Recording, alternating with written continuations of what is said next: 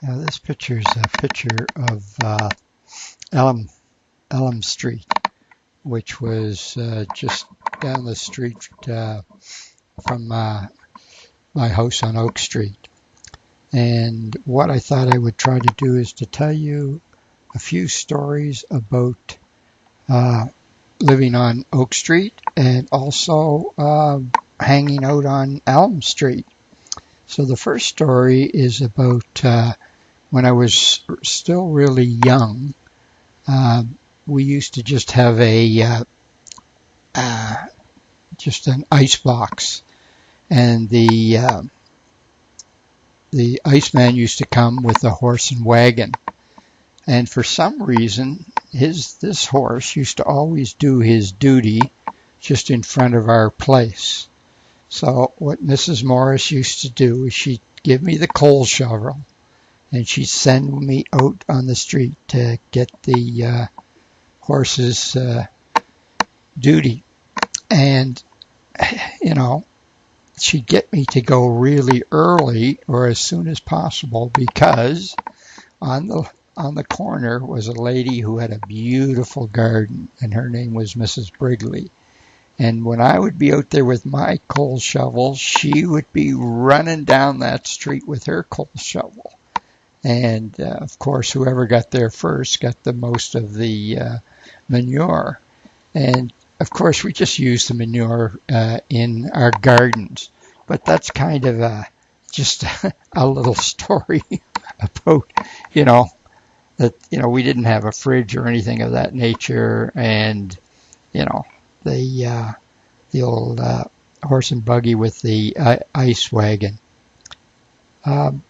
Now, on Elm Street, there lived a family, the Nelsons, and they had, I think it was at least 4 boys and 1 girl.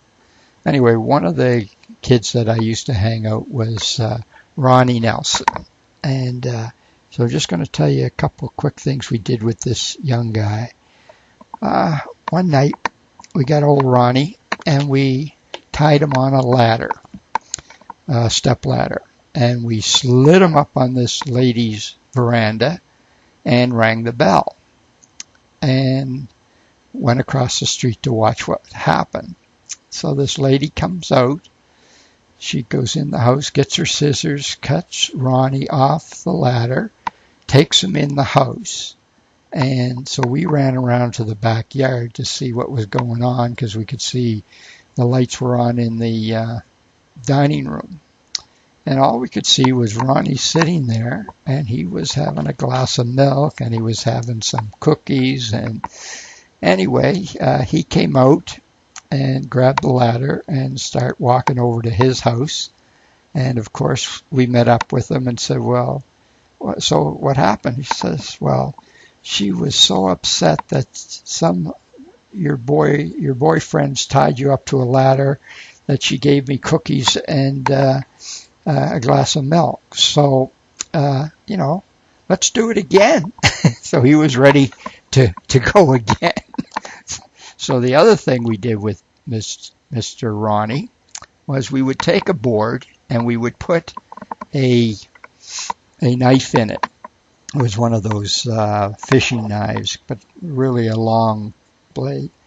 And we'd lay him in the gutter, and we'd put the board inside his jacket. And so, but there was a street light near his house, so it would shine in that driveway. And of course, he'd be laying there in the driveway with this knife sticking out of him.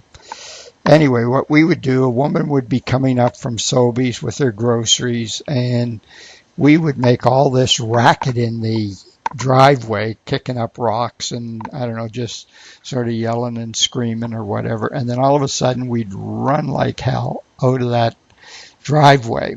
Well, this poor woman came up the street with her groceries that night. She looks in the driveway, and all she can see is Ronnie laying there with this knife sticking out of him. And, of course, the next thing is she threw her grocery bags up in the air, and our groceries went all over the road. So poor old Ronnie got up and started helping her put the groceries in